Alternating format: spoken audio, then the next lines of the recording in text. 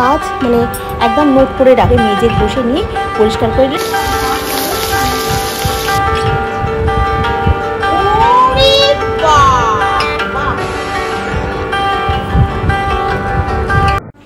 আর আজ হচ্ছে রবিবার। রবিবার দিনে আমি কতগুলো কাজ মানে একদম নোট করে রাখি যে এই কাজগুলো আমাকে করতে হবে। ঠাকুরের বাসনগুলো রেগুলার এমনি জল দিয়ে পরিষ্কার করে ধুয়ে নিয়েই ঠাকুরকে খেতে দিই। আর একমাত্র রবিবার হলেই আমি কি করি, ঠাকুরের বাসনগুলো মাজি। বৃহস্পতিবারও মাজি। বৃহস্পতিবারও তো যেহেতু আমার লক্ষ্মীর ঘট আমি পাল্টাই না, লক্ষ্মীর ঘট একমাত্র সেই যখন বছরে যে লক্ষ্মী পুজোটা হয় সেই লক্ষ্মী পুজোর সময় একমাত্র লক্ষ্মীর ঘরটা পাল্টাই। আর সারা সপ্তাহের মধ্যে তোমার আর মানে সেইভাবে মানে তোমার মেজে পরিষ্কার করা হয় না, মানে এই রবিবার দিনকেই হয়। আর বৃহস্পতিবার দিনকে ধরো তোমার যদি ছুটি ফুটি থাকে তখনই হয়তো হয়, নাহলে আর হয় না। আর একটু তেঁতুল বুলিয়ে দিলে পিতলের জিনিস মানে কাঁসারের জিনিসগুলো ভালো পরিষ্কার হয়। কিন্তু তেঁতুল বুলিয়ে আর আজকে দিয়ে নিয়ে এমনি সার্ফ দিয়ে ভালো করে মেজে ঘষে নিয়ে পরিষ্কার করে দিলাম, বেশ ভালোই চকচকে পরিষ্কার মতো হয়ে গেল। আর এইবারে বাসনগুলো রেডি করে ধুয়ে নিয়ে পুজোটা আরম্ভ করবো। এই যে আমার এখন গোপাল স্নান করবে। গোপাল ঘুম থেকে উঠেছে, 10 মিনিট বসেছিল, বসে এখন স্নান করবে। গোপাল সকলকে একটু গুড মর্নিং বলে দাও।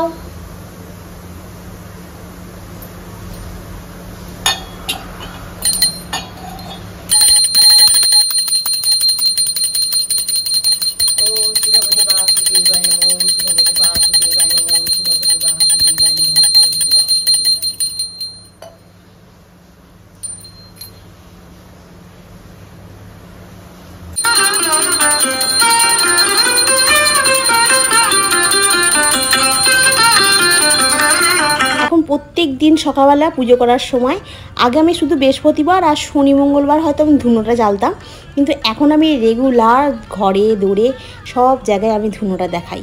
কারণ এখন এটা আমার জ্বালাতেও খুব ভালো লাগে, মনের থেকে মানে একটা আলাদা রকমের ভক্তি তৈরি হচ্ছে।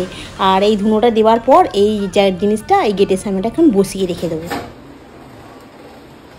গুড মর্নিং বন্ধুরা, আশা করছি তোমরা সকলেই খুব ভালো আছো, আমিও খুব ভালো আছি। তো সকাল সকাল পুজো হয়ে গেছে আর দুজনের জন্য 2 কাপ চা করে নিয়ে যাচ্ছি। তুনুবুড়িরও স্নান হয়ে গেছে। তুনুবুড়িকে বললাম যে তুনুবুড়ি তুই একটু বস, আমি পুজোটা করে তারপরে চা করবো। তো তুনুবুড়ি ওই জন্য বসে আছে আর আমার চাটা ওই জন্য হয়ে গেছে। এই যে এখানে চাটা একটু রাখি।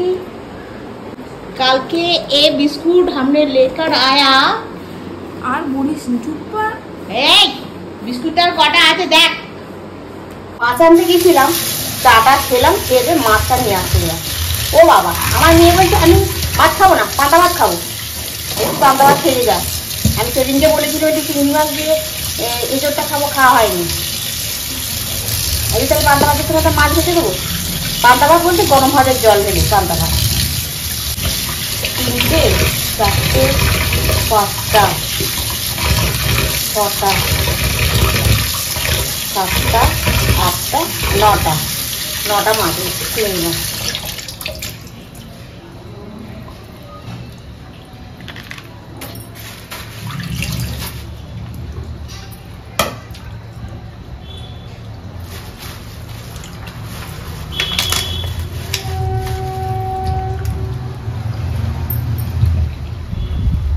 এটা ফ্রিজে ঢুকে যাবে, মাছটা হবে না রান্না।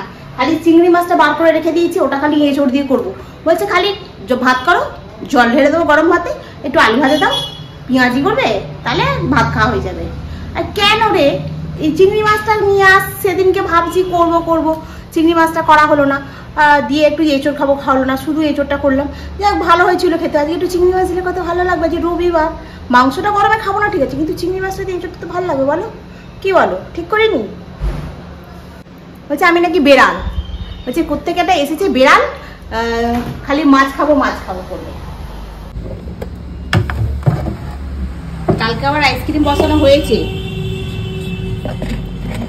মাছটা এখানে থাক, একটা সাইড করে।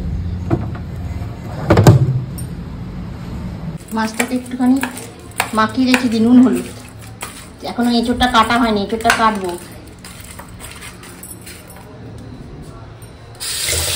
এখানে জল হয়ে আছে সব।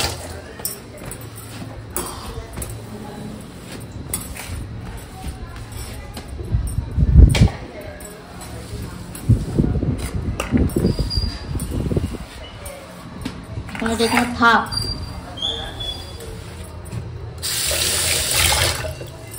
কাটি। আর আজকে যেহেতু যখন গেছিলাম মাছ কিনতে, তখন এক ট্রে ডিমও নিয়ে এসেছি কিনে। এখানে ডিমটা পুড়িয়ে গেছে, 2-4টে আছে।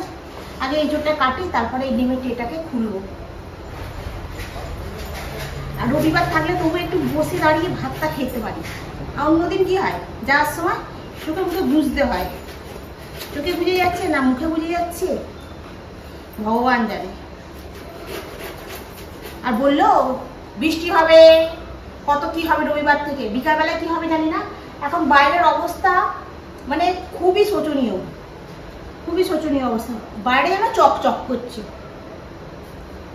কি বলবো আর, চকচকে হয়ে গেছে বাইরেটা।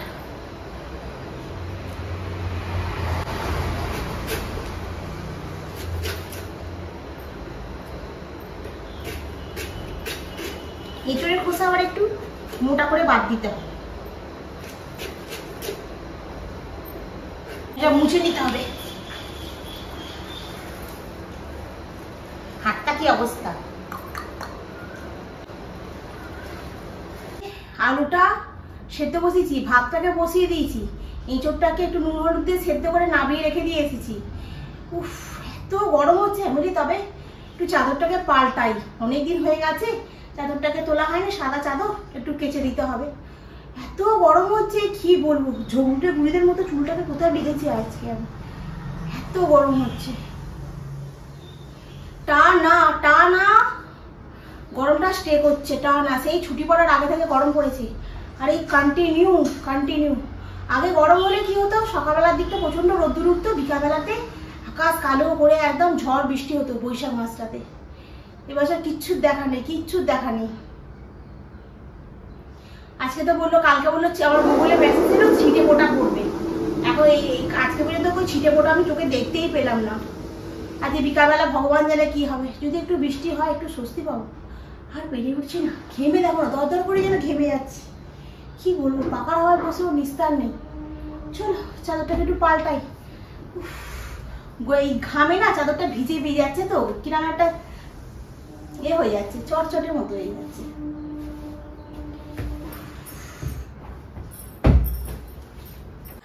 বিছানাটা গোছানো হলো, চাদরটা পাল্টানো হলো।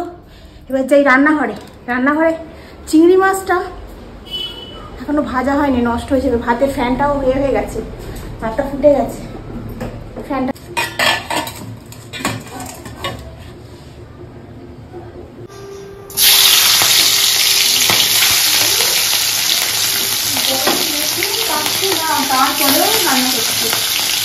হ্যাঁ, বাচ্চা বলে হবে, খেতে হবে না নাকি?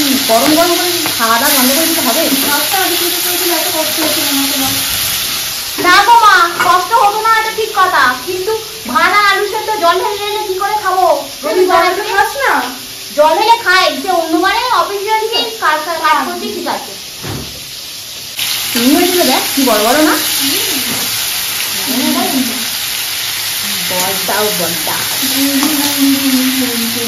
বড্ডা চিংড়ি মাছ, বড্ডা। তরকারিটা ফুটে গেছে, চিংড়ি মাছগুলো ঢেলে দিল।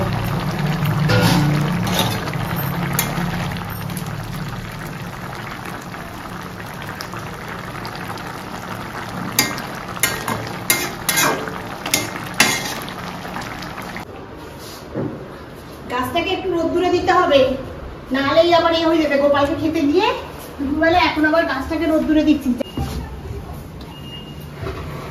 কিরকম হয়েও গেছে টকটা।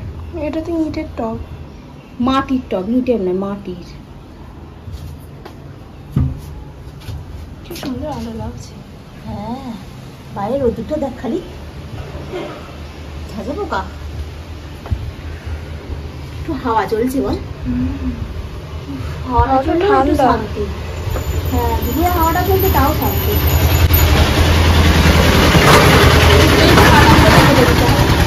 পাতাগুলোকে হলুদ হয়ে গেছে না, ওই পাতাগুলোকে কেটে দিতে হবে, ছেড়ে দিতে হবে। হলুদ হলে কি করে? মাটিতে জল আছে? হ্যাঁ দেখ, মাটিতে জল আছে, ভিজে, আমি সকালেই জল দিয়েছি। রান্নায় কিছু করতে পারিনি, খালি এঁচড় দিয়ে চিংড়ি মাছের তরকারি হয়েছে, আর সেদিনকে চাটনি হয়েছে। সেই চাটনি হয়েছে বলছি, সেদিনকে সেই চাটনি করেছিলাম, সেই চাটনিটা ফ্রিজে ছিল, ওটাই বার করে নিয়েছি খালি। টিভি চালাবি, চালা না, সুইচটা দে। আর কি হলো? একটা ডিম করতে হয় না, একটা লেবু এনেছিস কেন? দুটো করতে পারো। আমি লেবু খাবো না। কেন তুই খাবো না? না তোকে লেবু চাই না। इसकी बावजूद टेक्नोलॉजी रखे बाथरूम खुशबूदार पूरे 30 दिनों तक। अब तो ये मेहमान कभी এখন কি আবার আইসক্রিম হবে? হ্যাঁ, আইসক্রিম। হ্যাঁ? আইসক্রিম।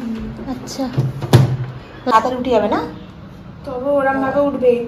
তবে উঠবে না। ওই সেদিনকে মনে হয় এরকম ভাবে জলের মধ্যে ভেজায়নি, একটুখানি জল দিয়েছিল বলে মনে হয় ওঠেনি। বুঝতে পেরে গেছে গেলি।